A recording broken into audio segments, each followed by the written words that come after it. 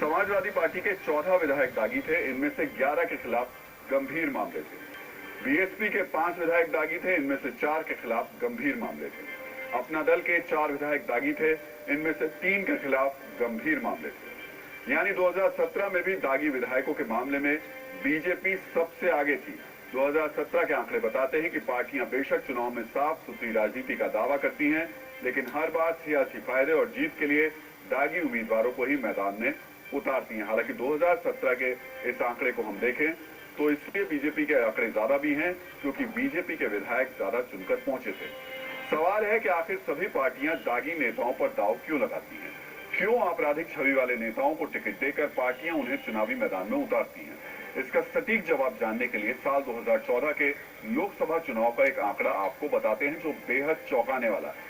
ADR ने 2014 में जो चुनाव जीतने वाले उम्मीदवारों पर एक रिपोर्ट तैयार की। इस रिपोर्ट के मुताबिक साल 2014 के लोकसभा चुनाव में क्रिमिनल केस वाले नेताओं के जीतने का चांस 13% था, जबकि ईमानदार छवि वाले नेताओं के जीतने का चांस सिर्फ 5% था। अब सवाल ये, एडीआर ने ये कैलकुलेशन कैसे निकाला? क्रिमिनल केस के साथ जीतने वाले उम्मीदवारों की संख्या और क्रिमिनल केस के साथ लड़ने वाले उम्मीदवारों की संख्या के आधार पर यह कैलकुलेशन किया गया। इसी तरह ईमानदार छवि के साथ जीतने वाले कुल उम्मीदवारों की संख्या और ईमानदार छवि के साथ लड़ने वाले कुल उम्मीदवारों की संख्या के आधार पर यह आंकड़ा निकाला गया। इसी कैलकुलेशन के आधार पर कई राजनीतिक दलों की छवि को भी टटोला गया तो नतीजा सामने आया, वो भी बेहद चौंकाने वाला था। बीजेडी यानी बीजू जनता दल के आंकड़े को देखें तो साल 2014 लोकसभा चुनाव में जितने भी क्रिमिनल रिकॉर्ड वाले कैंडिडेट्स को टिकट दिया गया उनके जीतने के चांस 100% थे। वहीं ईमानदार छवि वाले उम्मीदवारों के जीतने के चांस सिर्फ 94% थे। एआईएडीएमके यानी जयललिता की पार्टी की बात करें तो आपराधिक छवि वाले उम्मीदवारों के जीतने के चांस 86% थे, जबकि ईमानदार छवि वाले उम्मीदवारों के जीतने के चांस 94% थे।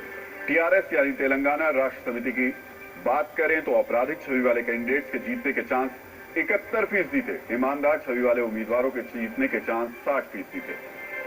बीजेपी की बात की जाए तो यहां भी हालात ऐसे ही रहे। आपराधिक छवि वाले उम्मीदवारों के जीतने के चांस 70% थे, जबकि ईमानदार छवि वाले उम्मीदवारों के जीतने के चांस सिर्फ 64% थे।